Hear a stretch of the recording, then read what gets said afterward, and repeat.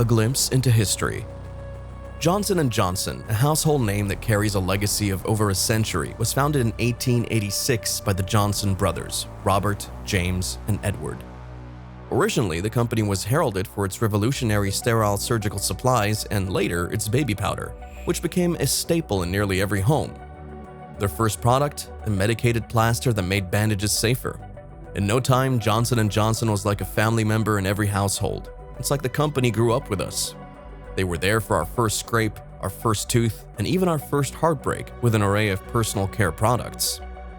The early days of J&J were characterized by innovation, a sense of community, and philanthropy. They were pioneers in not only the medical field but also in employee welfare and inclusivity. Let's take a trip down memory lane, shall we? Picture this, folks. The year is 1921, and Johnson & Johnson introduces the first ever Band-Aid. And how can we forget about Johnson's baby powder? Introduced in 1894, it became an iconic product that generations swore by. It's like we were watching a feel-good movie and J&J was the main character we all rooted for. However, as the company transitioned from a family-owned enterprise to a publicly traded giant, the values that once defined it began to erode. Little did we know that our favorite product was about to take a dark turn. The dark turn. Once a lighthouse guiding the way with innovation and compassion, Johnson & Johnson began to cast an ominous shadow as it morphed into a gargantuan entity with an appetite for profits, seemingly eclipsing its concern for consumer well-being. Picture the turn of a page in an epic saga where the protagonist, once cherished and revered, begins to reveal a darker, more complex nature. One of the early signs of this transformation was J&J's vehement defense of its patents. While safeguarding intellectual property is a common practice, J&J's zeal took an alarming turn when it targeted none other than the American Red Cross, battling over the use of the Red Cross emblem, which, astonishingly, was trademarked by J&J. As the story unfolds, we delve deeper into the murky waters of J&J's pharmaceutical ventures. A sinister plot unravels, revealing the company's illicit promotion of its antipsychotic drug, Risperdal. Here, the lines between corporate strategy and ethical responsibility blur, as this drug, known for its severe side effects among the elderly, was disturbingly marketed for the very souls it threatened. The gavel of justice fell, albeit lightly, with a $2.2 billion fine, a mere ripple in the vast ocean of J&J's revenue. Imagine an old sepia photograph of a childhood companion who stood beside you through life's scrapes and sniffles. This friend, whose face once epitomized trust, begins to morph as the ink darkens and the smile turns into a sinister grin. This is Johnson & Johnson, the friend who was an unwavering protector but then veered off onto a path where ambition overpowered conscience. We watched with a somber realization that our champion, the healer of wounds, was locking horns with the American Red Cross, an institution synonymous with humanitarian aid. It's akin to watching the fall from grace of a beloved superhero, as the cape that once fluttered in the winds of virtue and care now cloaks an agenda we struggle to reconcile with the memories of days past. Bribery, asbestos, and opioids. As the camera lens of history zooms in, a shadow looms over Johnson & Johnson, casting a pall on its face once sterling reputation. The soothing notes of the violin give way to a more ominous tone as allegations of bribery surface. Picture J&J's sales representatives, briefcases in hand, clandestinely crisscrossing the streets of Greece, Poland, and Romania. They're not there on a humanitarian mission.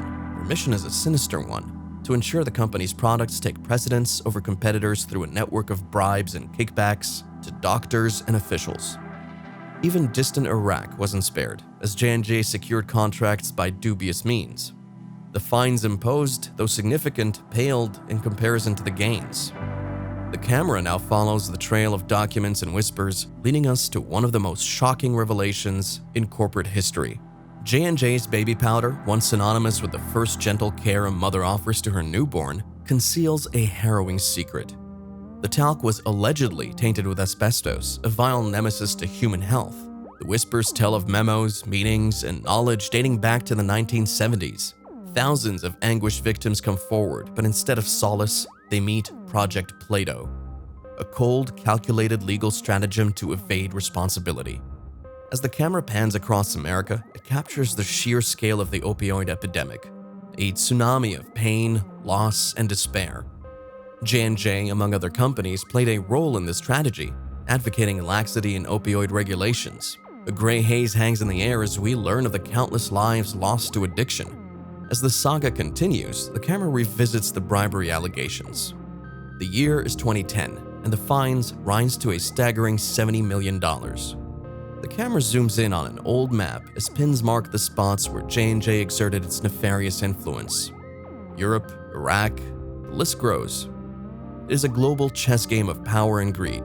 The pure talc now bears the specter of cancer, and the narrative plunges deeper as the opioid crisis intertwines.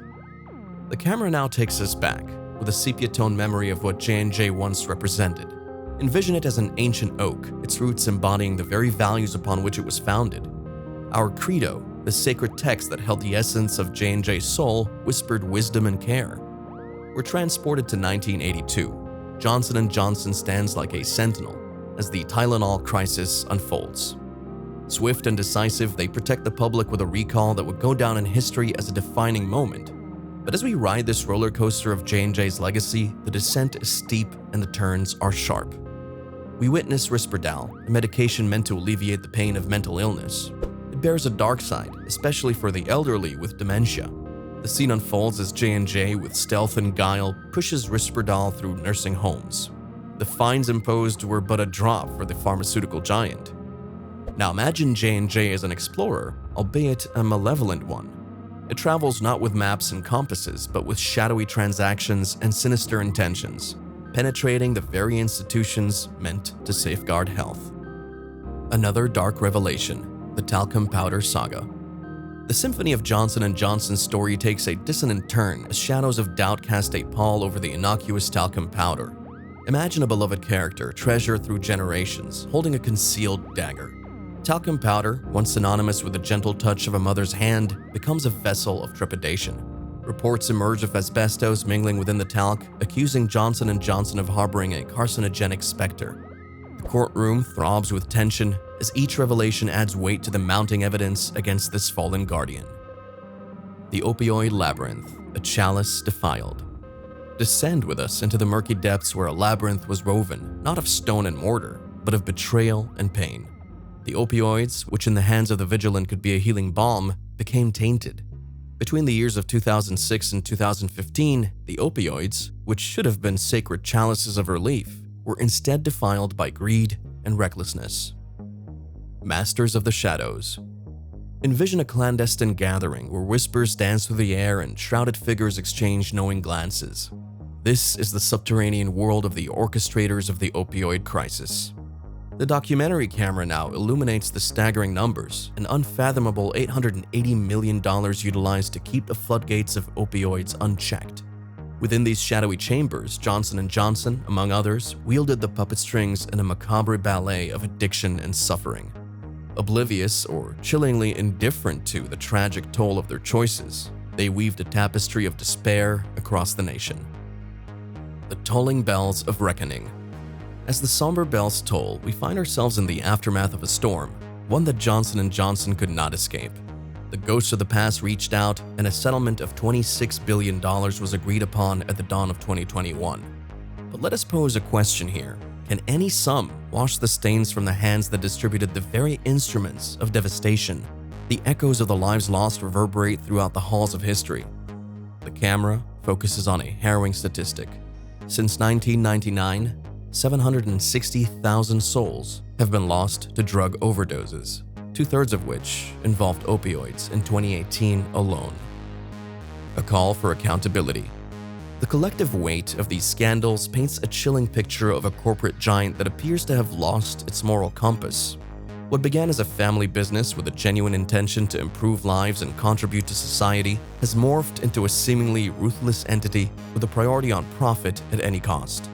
The question then arises, what can be done? The sheer scale and integration of J&J into the global healthcare market make it unrealistic to dismantle such a giant. However, holding them accountable through public scrutiny, stricter regulations, and transparency in their dealings can be a step in the right direction. For individuals, it's essential to stay informed and exercise discernment when choosing products for personal use. The tale of Johnson & Johnson is not an isolated case, but a reflection of what unchecked corporate greed can lead to. It's a cautionary tale that should serve as a reminder that the entities we entrust with our health and well-being must be held to the highest standards. As consumers and citizens, we have the power to effect change through our choices and voices. By actively seeking information, holding corporations accountable, and encouraging ethical business practices, we can hope to steer the corporate world towards a path that aligns profitability with responsibility and integrity.